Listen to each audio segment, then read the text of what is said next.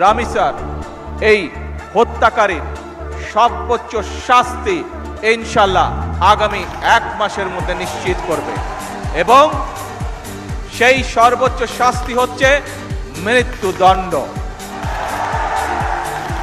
ঢাকার মিরপুরে একটি নিষ্পাপ মেয়ের নির্মম মৃত্যুর মাধ্যমে মানুষের মানবিক মূল্যবোধের চূড়ান্ত অবক্ষয়ের চূড়ান্ত প্রমাণ মিলেছে। শিশু নির্যাতন বা নারী নির্যাতন বর্তমান সরকার কোনোভাবেই মেনে নিবে না।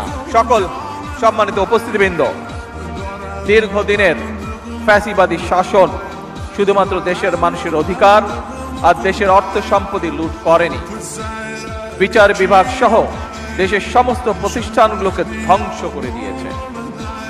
সবচেয়ে যেটি বড় ক্ষতি হয়েছে, বিশেষ করে বিতাড়িত ফ্যাসিবাদের সময় মানবতা, মানবিকতা এবং দেশের আবহমানকালের ধর্মীয় সামাজিক মূল্যবোধগুলোকে একেবারেই বিনষ্ট করে দেওয়া হয়েছে।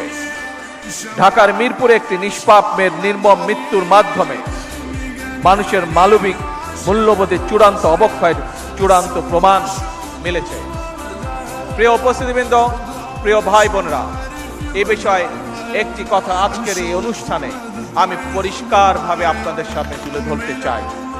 এই ধরনের শিশু নির্যাতন বা নারী নির্যাতন বর্তমান সরকার কোনোভাবেই মেনে নিবে না। বর্তমান সরকার রামিসার এই হত্যাকারীর সর্বোচ্চ শাস্তি ইনশাআল্লাহ আগামী 1 মাসের মধ্যে নিশ্চিত করবে এবং সেই সর্বোচ্চ শাস্তি হচ্ছে মৃত্যুদণ্ড,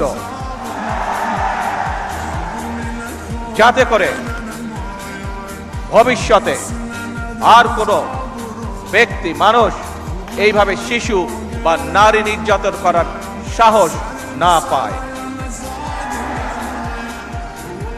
উপস্থিত সম্মানিত সকল উপস্থিতিবৃন্দ, একটি নিরাপদ মানবিক রাষ্ট্র এবং সমাজ প্রতিষ্ঠা করতে হলে আমাদেরকে আইনের শাসন প্রতিষ্ঠা করতেই হবে।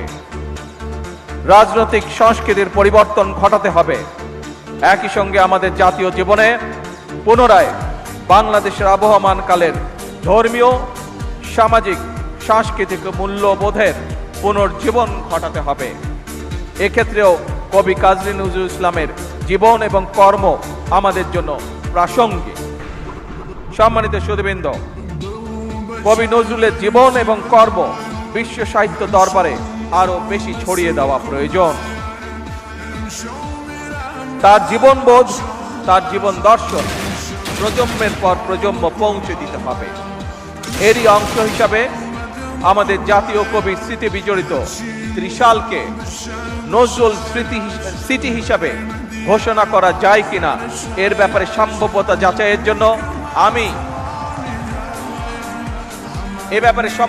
যাচাইয়ের জন্য আমি সংস্কৃতি মন্ত্রণালয় এবং পর্যটন বিভাগের প্রতি আহ্বান জানাবো।